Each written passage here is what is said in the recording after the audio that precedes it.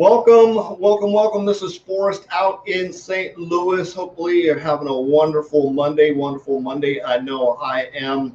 Got some really good information to share with you tonight. I think you are going to love. So let me tune this down here.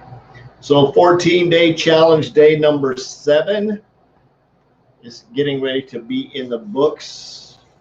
So as you can see from the title, why I love BizOp Spammers, and 3 things I do every single day to get to add new customers. So if you're like me, you might struggle with or trying to figure out, where do I get customers from? How do I find customers? I'm gonna give you 3 things that I do on a daily basis to find customers. I'm going to give you a really cool bullet point that I'm going to share with you. That's just a way that I can really narrow down and really get a target audience, which I think you're going to absolutely love. So very neat opportunity there. So first of all, business opportunity spammers. And I don't encourage this, but what I'm going to say, for those of you that might be thinking like, oh my God, why am I getting all these people spamming my inbox? Don't they look at my profile and don't they look at my timeline and see what I'm doing? I personally do not care. So for starters, who am I? My name is Forrest Knight. I'm a social media marketing strategist. I love helping people succeed online and grow their home-based businesses. I'm on a mission to have no more empty refrigerators. So back to what I was saying. So do you ever wonder how to get leads online? We're going to talk about that here in just a minute. But what I want to talk about is just maybe throw an idea, run an idea past you about business opportunity spammers, right? They're the ones that are high and excited on their new business opportunity. They have 0 marketing experience. For some reason, they think that if they just spam your inbox, that somehow you're magically going to click on their link and you're going to go look at their business opportunity and you're going to join their team. Well, for those of you that are doing that, it doesn't work. It's a bad idea. You just make people mad, and you're probably going to get booted off the island or voted off the island. So on the other hand, for those of you that for some reason think that people are going to stop and cruise through your profile and like, do I send this person a message or do I not send this person a message? Well, maybe I shouldn't send them a message, or maybe I should send them a message. So here's for the business opportunity spammers. I don't care if you spam me your business opportunity. So just stand by for this. And the reason I say that is because once they're in my inbox, they have done 2 things. One is they've raised their hand to say, I'm ambitious. I'm trying to do something with my life. Now I may be doing about it completely the wrong direction, but they just got added to my prospect list. Now I'm not going to turn around. I'm not going to spam them back a link. I'm not going to do anything. They're just on my list. I put them on my list. I put a little note over here and say, this person sent me a spam message on this day. They're just going to sit there. But what they do not realize is now they have become part of my engagement list. They're part of my engagement portfolio. They're the person that I'm going to go over to their timeline, which they probably got a whole bunch of stuff on it, and I'm going to comment on their timeline. And if they happen to have a story, I'm going to go find their stories. I'm going to comment on their stories. And if they happen to have an inbox, I may just send them a casual message, say, hey, how are things going today? And they're probably going to spam me back their stuff, blah, blah, blah. I don't care. That's fine. But the whole point of this is I'm going to do that right before I go live. And what happens is they're going to get a notification that their new bud, their new best friend, the person that they spammed, just went live on Facebook.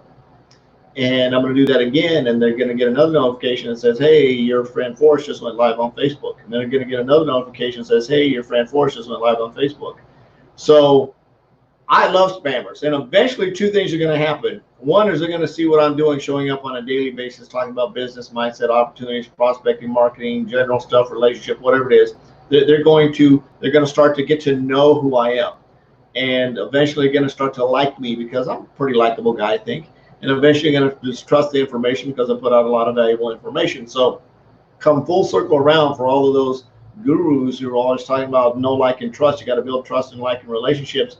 Do it completely on the opposite way. I challenge you to go live every day. If you want people to know, like, and trust you, go live every day and be genuine. Talk about stuff that interests you. Talk about stuff you're fascinated about. Just ask general questions. Just get on Facebook Live and do a Facebook Live every day, and you'll be absolutely okay. So changing direction a little bit, I just wanted to share that with you. If people are spamming your inbox, Put them on your prospect list, and don't immediately recruit them or prospect them. Just put them there and go out and just do some really cool stuff, make friends with them, and let them fall in love with you. And eventually, two things are going to happen. Like I said, they're either going to leave their business opportunity to come join yours, they're going to stop spamming you, or they're going to look and ask you what you're doing, and maybe they'll change their tactics on marketing and prospecting and go do it the right way. So let's talk about 3 things that I do on a daily basis to add new customers.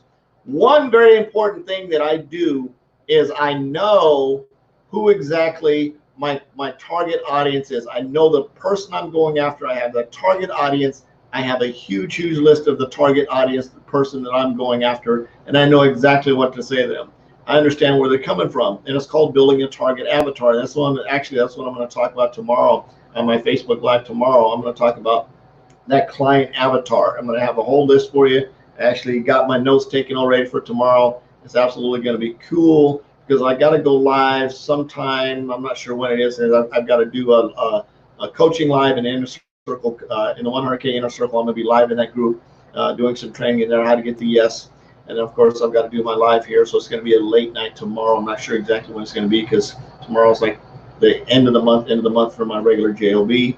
And that's going to be crazy slam. So I'm not sure when that's going to wrap up. So everything's going to be a little bit late tomorrow. But I tell you, if we don't get a chance to do the avatar, because it's pretty in depth, and I want to share that with you, I might move it over and do it on Wednesday. We'll see how things go with timing and everything tomorrow. So 3 things. One is I have a really good understanding of who my target client is, the person that I want to attract. When I say avatar, that's basically somebody that I've gone out and I've figured out the language that I can talk to them. For example, let's say that I have a recruiting firm, right? A temp agency firm, and I want to hire recruiters, right, for my temp firm.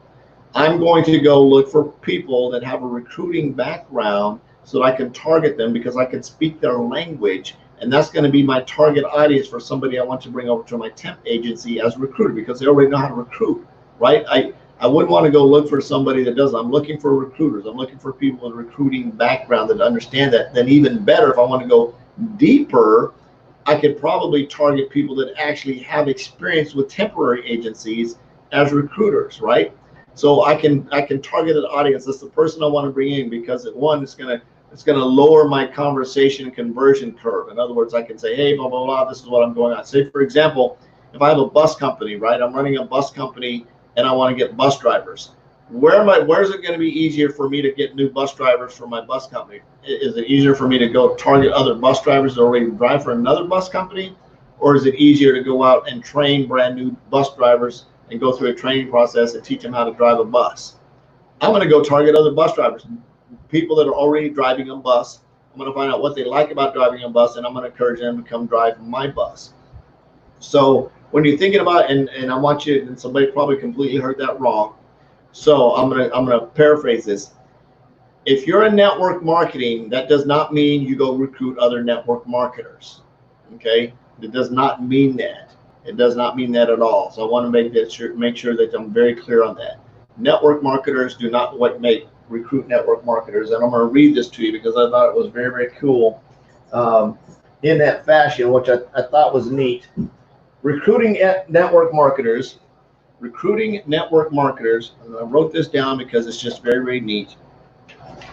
It's very, very neat. Recruiting network marketers would be like going to a marriage conference looking for a spouse.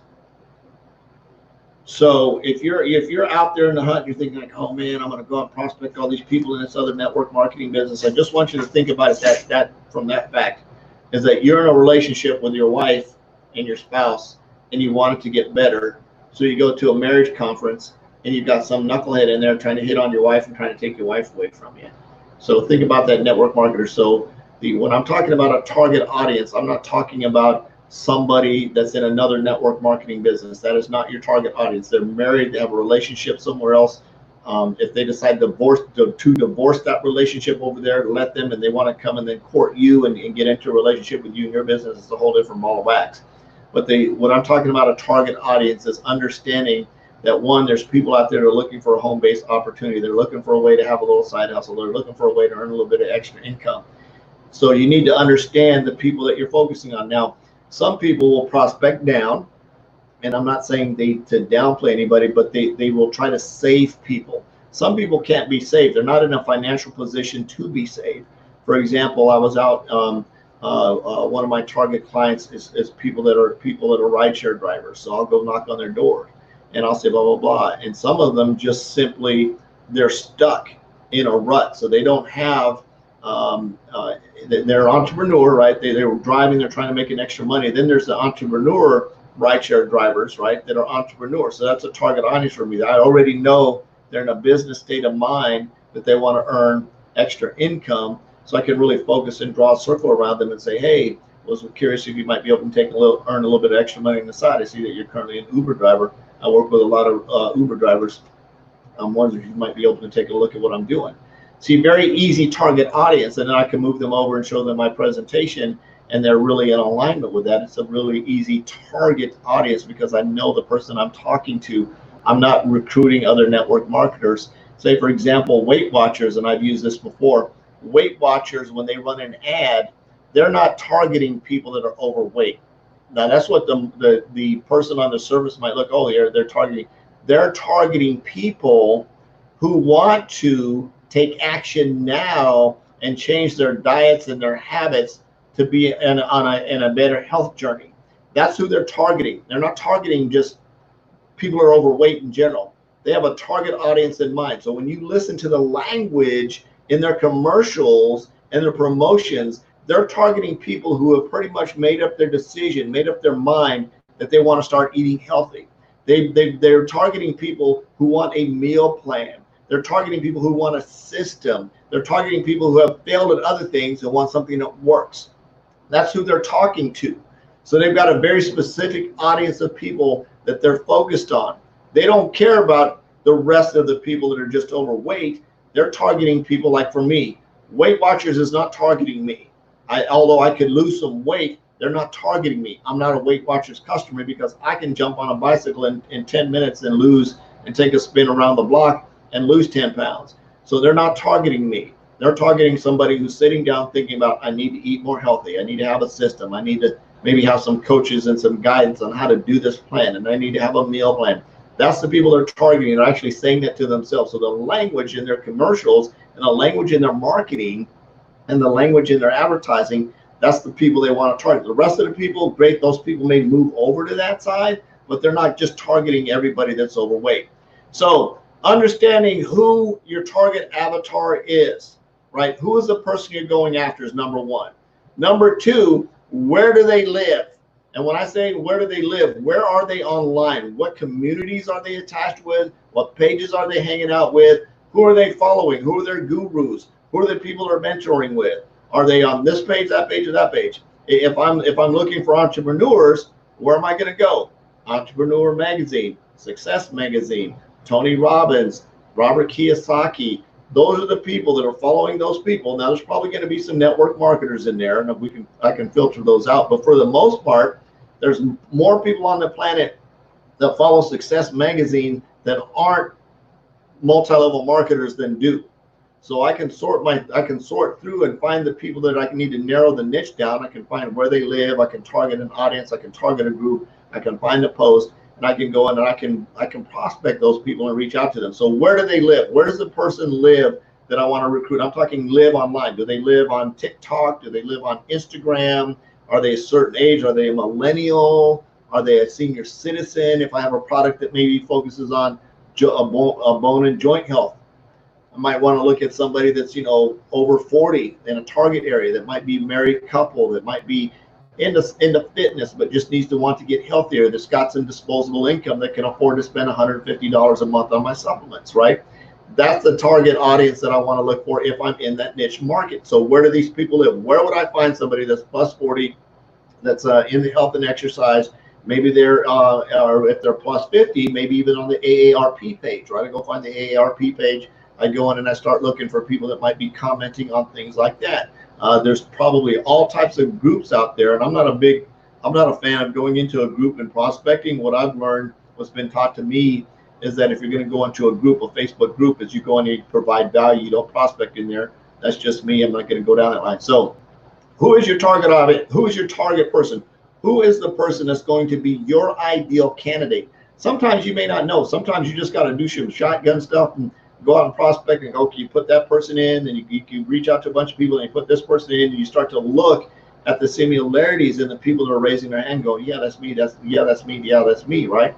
If you're a bicycle shop owner, and I love to use this analogy, hey Laura, thanks for swinging by. Your residence, your renaissance. I'm sorry, I'm just, people on Periscope have some weird names, so it's really hard to say what their name is. But what's your advice? I'm getting to that again. If you're on Periscope, thanks for swinging by. I really appreciate it. Throw up some hearts and love. Same thing on YouTube. So target avatar. Who are they? What do they look like? Where do they live? Do they have disposable income? Are they going to be able to afford to buy your product? And of course, where do they hang out? Where can you find them? What pages do they hang out? What social groups do they run around? So on and so forth. For example, if I was a bicycle shop owner and I wanted to sell bicycle shops, who would be my target audience? What were the pages that I would be looking at on social media if I wanted to go out and market to these people? I'm going to be on the bicycling pages, right? Wait, bug. I'm going to be on the bicycling pages. And of course, number 3, and this is very important. So I know who they are, right? I know where they live. Number 3 is I've got to send out a message to them. What do I say to these people? How do I connect to these people? What's my message that I'm going to send to them? So for example, let's say I'm on the bicycling page, right? And I've got my bicycle parts, and I see that they're commenting on a certain type of new bicycle that maybe just came out. And I can reach out to them and I can send them a message and says, hey, I know you don't know me. My name is Forrest. I see you in the bicycling. I own a bicycle shop. I was curious if you might be able to take a look at taking a look at some of the new XYZ gears that we have to make your bicycle go faster. If not, absolutely okay, no big deal. Let me know if you'd like. I'll send you a product catalog, right?